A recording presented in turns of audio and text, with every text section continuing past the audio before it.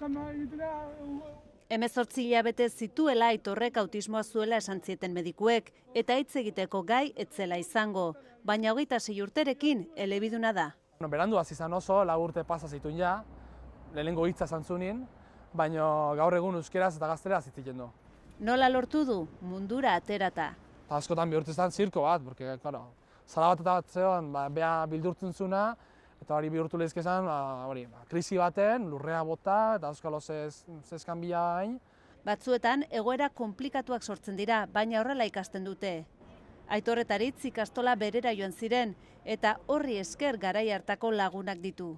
Pote bat hartzea, behar bezala, ohelatu bat, buelta bat eman herritik, eta esan horre bere bizikalitatean garrantzia handia duke. Hala ere ingurua ulertzea kostatzen zaio oraindik, edo adibidez, haur bat negarrez entzutea. Eta gerta bizan zago.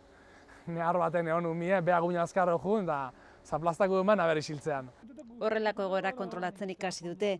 Aitorrek musika oso gustokoa du, baita tresna elektronikoak, telefonoak, eta ez dut data bat ahazten. Bere urtebetetzearen adibidez. Urtarria eta jarretian. Edo uztailean surf egitera joan behar duela. Uztailean surf egitea, como sea? Zurriolara, bale.